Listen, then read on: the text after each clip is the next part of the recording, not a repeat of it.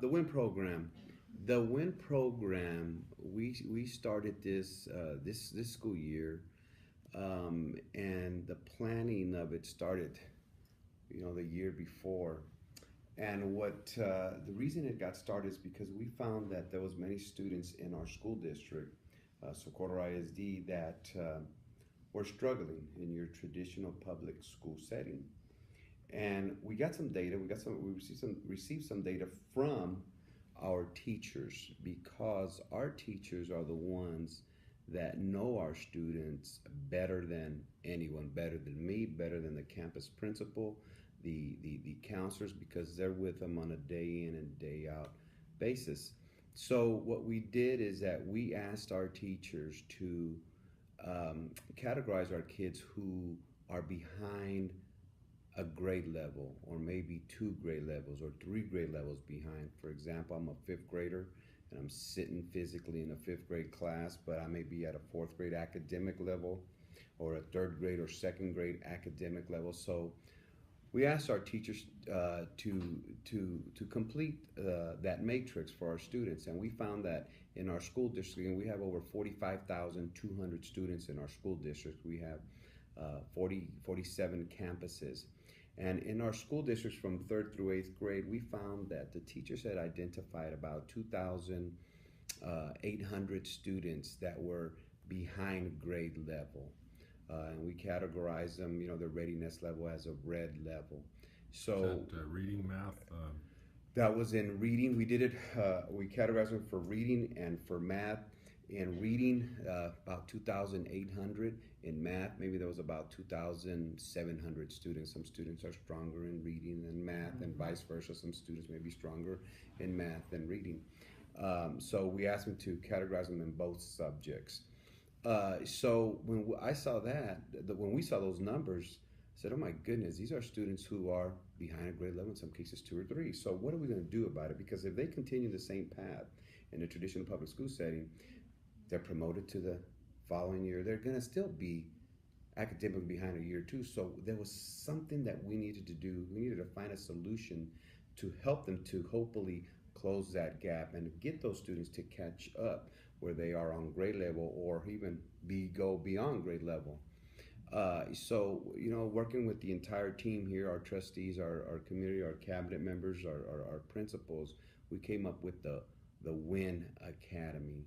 And it's an acrostic. That's W stands for work hard, I can do it attitude, and N, never give up. And there was a famous movie, Stand and Deliver, and a famous teacher in California, Garfield High School, individual by the name of Jaime Escalante, and there was some inner city students, that he took under his wing, and through, working hard, never giving up, and that I can do it attitude, they were able to accomplish great results. So it's from that mentality that this WIN Academy got started. So what we did is we had to identify teachers. We already had students that were identified, and we had to identify campuses. Again, we have 47 schools, and initially what I wanted to do is do this at all of our schools, but then our chief financial officer basically said, "Oh, hold on, it's we don't have that much money, to do it at all our schools." So funding was an issue, so we scaled it back, to about 10 schools where we have the WIN Academy. So we identified 10 schools. We had conversations with principals. Hey, are you sure you will be behind this program? Because we wanted to make sure that we had it at a school where the principals were excited about this. So then next group that we had to identify was the students and the families and the parents. And we explained to them details of what the program entailed.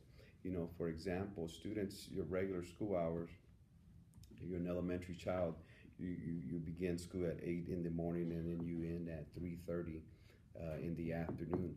Well, students who participated in this WIN Academy were going to be coming in at 7:30. They're going to start instruction at 7:30 in the morning, and they'll stay there till 4:30 in the afternoon. So it's an extended day for these students. So we had to get commitment from the families that, hey, I'm willing to wake up a little bit earlier and arrange for, in some cases, transportation for my child to show up to this academy. In many cases, there is also transportation that the district provides.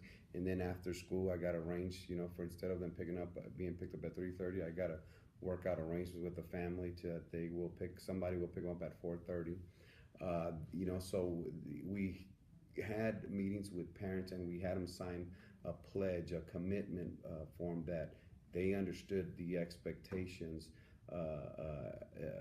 of this academy to make sure that their children were being provided the interventions that they needed to be successful. So, I believe 100% of the parents, will say, "Hey, I'm in," and we gave them a choice. Said, "Hey, this is a big commitment." Our parents were for it. They were excited.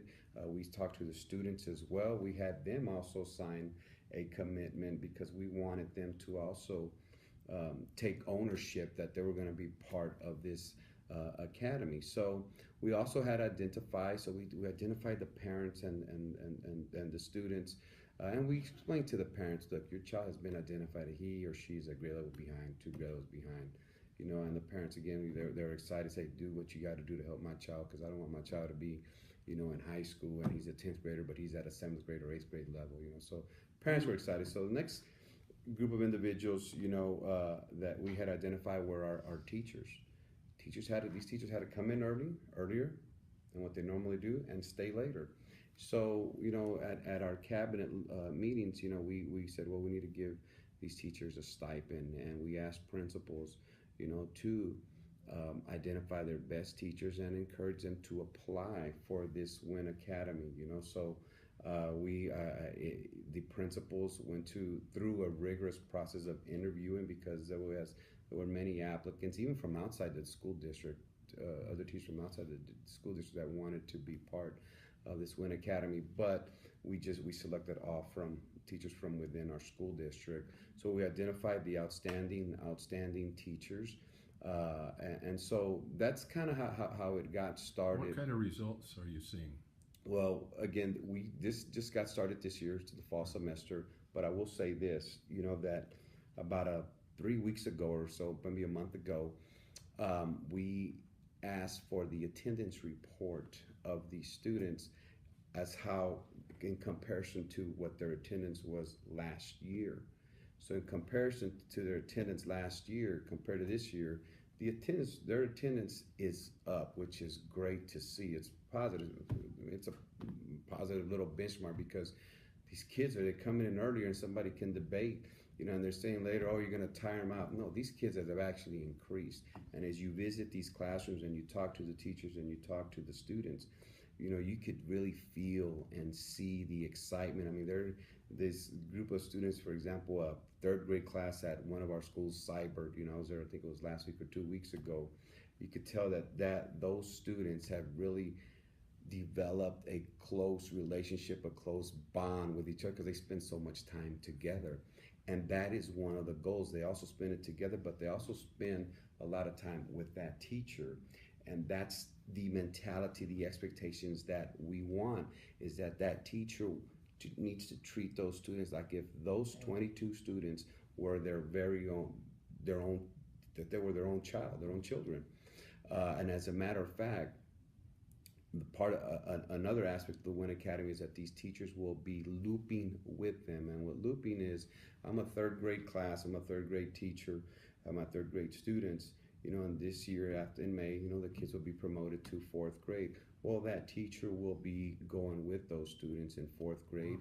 And when those students in 4th grade, they'll be promoted to 5th grade, that teacher will go with them to 5th grade. So with that personalized relationship that the teacher has with the student, that relationship will be even stronger that teacher has with the family, with the parents, the mom, dad, the grandma, whoever it is, whoever the guardian is of the child, because it truly takes a team to educate a child. That teacher will know what's happening with this child's at the child's home, will understand what the child's going through.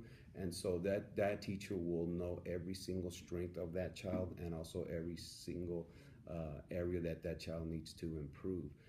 So the teachers will be looping. So that we've had, as a matter of fact, I think it was this week or last week, we had a training with the Win Academy teachers, and every time chance I get, I go and talk to them and thank them, and they're still energized. Of course, it is the holiday season. They are looking forward to this 2 week break, because they're also sacrificing a lot of personal time from their own families.